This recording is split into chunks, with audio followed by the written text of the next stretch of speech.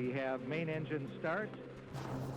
These kids are about to watch the launch of the Space Shuttle Challenger. 4, 3, 2, 1, and liftoff. Liftoff of the 25th Space Shuttle mission, and it has cleared the tower. Although none of the major networks are broadcasting it live, you can still see it on a relatively new cable channel called CNN. It's carrying the first civilian in space, a teacher named Krista McAuliffe. Roll program confirmed. Challenger now heading downrange. 73 seconds in, something unexpected happens. 1 minute 15 seconds. Velocity 2,900 feet per second. Contrails split. 2.5 million students and teachers across America are wondering the same thing. Is that what it's supposed to look like? So how did the Challenger disaster truly unfold? Flight controllers here looking very carefully at the situation. Obviously a major malfunction. 1984, President Reagan announced plans to send a teacher into space.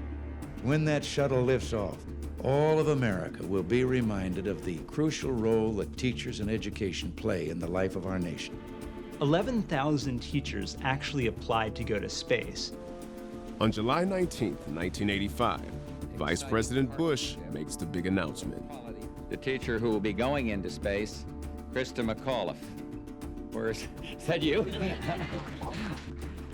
Krista McAuliffe was a civics and history teacher. She was 37, a mother of a 6-year-old and a 9-year-old, a wife. She was a perfect figure for publicity. McAuliffe's mission is scheduled for January, only 6 months away.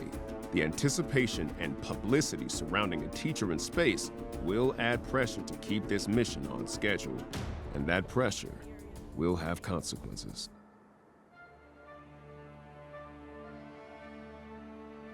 This rubber gasket is called an O-ring. O-rings are used in a bunch of ways to seal air inside of scuba tanks, to keep your hose nozzle from spraying everywhere, and to keep beer flowing on tap. Engineers from Morton Thiokol, a NASA subcontractor, built these giant 13-foot O-rings for the rocket boosters. Think of rocket boosters like stacked metal cans stuffed with highly explosive propellant.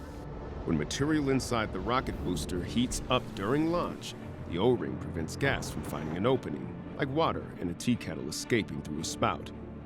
If gas does leak, it could cause an explosion.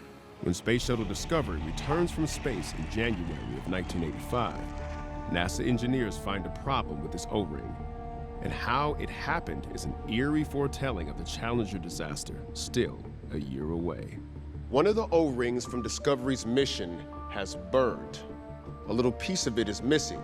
It's compromised. And as it turns out, the problem with it getting hot has everything to do with it being cold during Discovery's launch.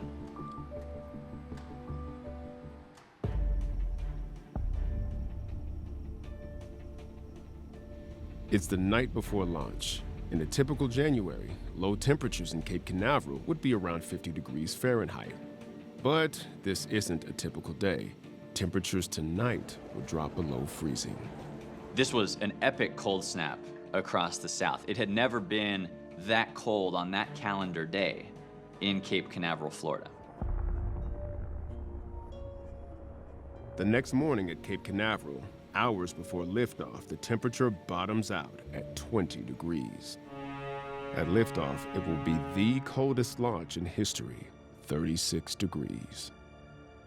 Technicians have used brooms to remove icicles some 2 feet long from the shuttle and the launch pad. 10, 9, 8, 7, 6.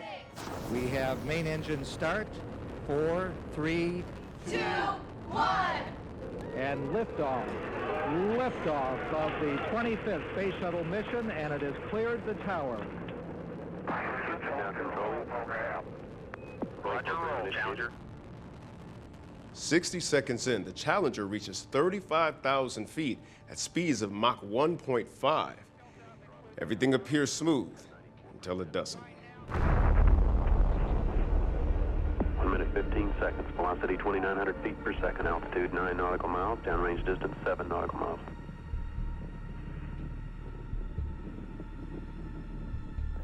Flight controllers here looking very carefully at the situation. Obviously a major malfunction. We have a report from the flight dynamics officer that the vehicle has exploded. As the Challenger was taking off, the O-rings had shrunk during the extreme cold weather. The hot gases leaked out of the side of the solid rocket booster. 73 seconds after liftoff, we begin to see a flame shooting out of the side of the solid rocket booster. That flame acted like a torch, cut into the liquid fuel tank, and ignited all of that fuel. Then the entire vehicle just came apart. Following this fireball and the breakup of the shuttle, for over an hour, there were pieces of the shuttle and the rocket still raining down from the sky. For a lot of people, watching the Challenger launch is probably the first time they had been confronted with people dying.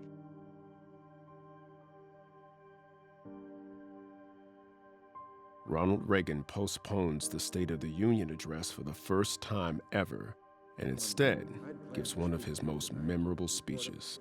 We will never forget them, nor the last time we saw them, this morning, as they prepared for their journey and waved goodbye, and slipped the surly bonds of earth to touch the face of God.